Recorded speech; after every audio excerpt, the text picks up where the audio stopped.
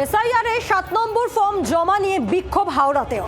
হাওড়া সদর নির্বাচন কমিশনের দফতরে বিক্ষোভ বিজেপির সঙ্গে বিজেপির বিএলওরা। বিজেপির অভিযোগ, মৃত বা শিফটেড ভোটারদের নাম বাদ দেওয়ার জন্য ৭ নম্বর ফর্ম ফিল আপ করা হলেও সেই ফর্ম জমা দেননি বিএলওরা। আর এর পিছনে তৃণমূলের চক্রান্ত রয়েছে এমনটাই অভিযোগ। দেবব্রত রয়েছেন টেলিফোনের প্রতিনিধি। দেবব্রত, এখানেও দেখলাম সেই ৭ নম্বর ফর্ম বিলি নিয়ে রীতিমতো তুলকালাম বিক্ষোভ পরিস্থিতি। একেবারেই আজকে হাওড়ার সদরের যে মুখ্য নির্বাচন কার্যালয় রয়েছে সেখানে আজকে বিজেপি কর্মী সমর্থকরা, পাশাপাশি বিজেপি বিএলওরা, তারা এখানে এসে বিক্ষোভ দেখা। তাদের যে অভিযোগ, যে ৭ নম্বর ফর্ম, সেই ৭ নম্বর ফর্ম কিন্তু জমা দিচ্ছে না তৃণমূলের যে সমস্ত বিএলওরা রয়েছেন বা এমনি যারা বিএলও রয়েছে তারা জমা দিচ্ছেন না, এবং সেই জন্য তারা কিন্তু নির্বাচনী কার্যালয়ে আসেন।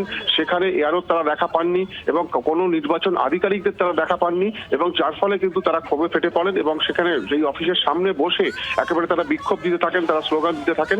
এবং এই ঘটনার পিছনে তৃণমূলেরও চক্রান্ত রয়েছে বলে তারা মনে করছেন। তার কারণ তারা যারা মনে করছেন যে তৃণমূলের যারা বুথ লেভেল যারা এজেন্ট ছিল তারাই কিন্তু এই কাজটা করিয়েছে, এবং মৃত ভোটার বা শিফটেড ভোটার তাদের নামগুলোকে কিন্তু রেখে দেওয়া হয়েছে, এই অভিযোগ তারা তুলছেন। তৃণমূলের পক্ষ থেকে সেই অভিযোগ, যদিও এই অভিযোগ অস্বীকার করা হয়েছে, তবে আমার মুখ্য নির্বাচনের আধিকারিক তিনি যেটা জানিয়েছেন যে যাদের এই ফর্ম জমা নেবার কথা তারা যদি জমা না নেয় তাহলে তাদের কার্যালয়ে নির্দিষ্টভাবে অভিযোগ জানালে তাদের বিরুদ্ধে ব্যবস্থাও নেওয়া হবে, এমনটাই কিন্তু তিনি জানিয়েছেন। ধন্যবাদ।